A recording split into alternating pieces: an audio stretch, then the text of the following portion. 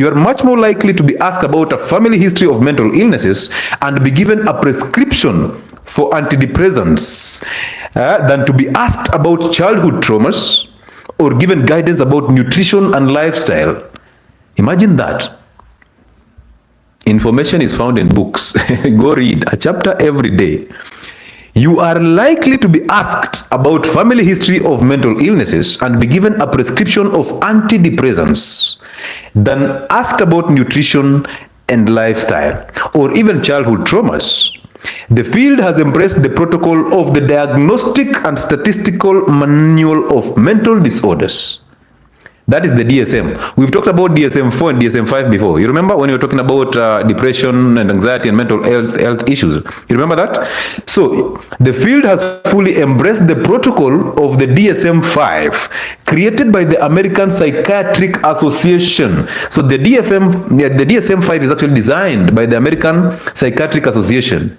They don't know your genetics. They don't know your nutrition. They don't know your lifestyle as an African, but they designed a protocol to be used to actually diagnose you of a mental health illness. Listen to this. By the American Psychiatric Association, which catalogs symptoms as a means to diagnosis. So they use symptoms to diagnose you. They don't care about the cause. They use symptoms. Typically, a disorder which is genetic or organic in origin, not environmental and not learned.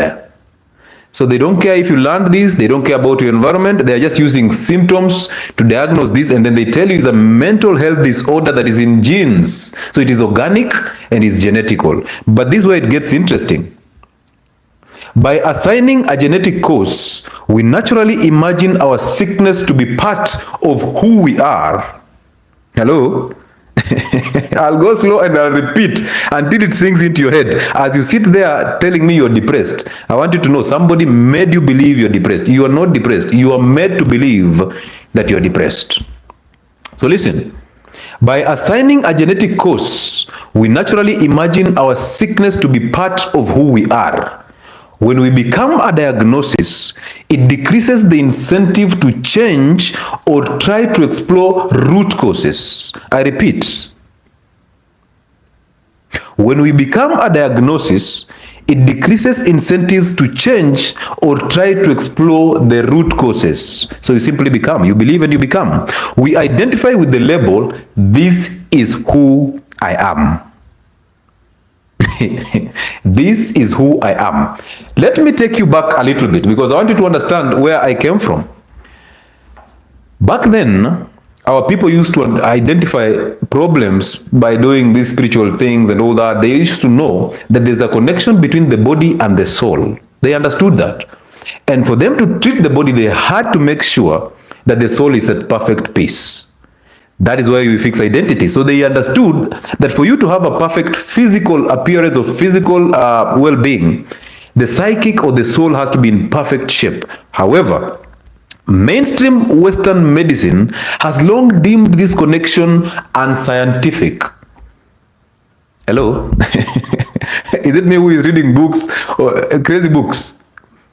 Imagine that. So we used to know that the soul is connected to the mind and the mind is connected to the body. The three are working in harmony. So if the soul is perfect, the physical is totally perfect. But if you experience symptoms of the physical, check the soul. Start by checking the soul. Is it perfect? Is it in perfect peace? Once you've ascertained that the soul is in perfect peace, now move. Check the mind and then check the physical. Because whatever is seen outside is actually a revelation of what is inside. Anyway, mainstream Western medicine has long deemed this connection unscientific. And you there, you're seated there asking me, where is your evidence? Where is your science? Where are the peer-reviewed papers? Science did not discover anything. Everything was here with us. Science just documented. Imagine somebody coming from UK to see Mount Kilimanjaro and then documenting, I have discovered Mount Kilimanjaro. I mean, Yeah, it has been there all through. There are Tanzanians who knew Mount Kilimanjaro. And now somebody comes there and tells you, oh, you know what? I have just discovered this mountain. It is now called Kilimanjaro. And then he's given a Nobel Prize for discovering what we already know. Well. So it deemed it unscientific.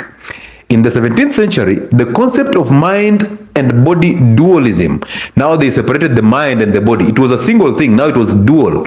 So this, in the 17th century, the concept of mind-body dualism, a literal disconnection between the mind and the body, was birthed by the French philosopher called 𝗏 Descartes. I don't know if I'm pronouncing it the right way, but again, it's R-E-N-E and then Descartes. The dichotomy persists for 100 years later up to now. We still treat the mind as distinct from the body. If you are sick psychologically, you see one type of doctor, have one set of medical records, and end up getting in one type of hospital. If your symptoms are deemed physical, the process plays out much differently. So what this book is actually saying, and I hope you can just read this book. It's actually a very good book. So this is saying that all of us knew the connection between the mind, the body, and the soul. But somebody came in and separated these two. Why? Because they wanted to make a business for themselves. So they came in and separated the body from the soul, from the mind. And now we had all these things different. So every symptom was classified according to what is happening. Is it physical? Is it psychological? Is it now mental? Now, once we've done that, we've done a big business, because if it's mental, we are taking it to antidepressants or hypnotics or anti-anxiety drugs. If it's physical, we are taking you to antibiotics, taking you to drugs for pain and all that. If it's a psychological, we're taking you to imagine that. So we are separating each one of them and treating them as an individual entity. Yet we know most of us are suffering from things that are coming from within us. So they broadened the diagnosis, and then they broadened the need for medication so that the pharmaceutical companies can actually benefit from one individual. So you'll be diagnosed with depression, given an antidepressant. You end up experiencing some symptoms of erectile dysfunction because these are the side effects of antidepressant. You'll be given a drug for erection. That is for the physical. Acha tukunywe maji. Labda makosa ni yetu.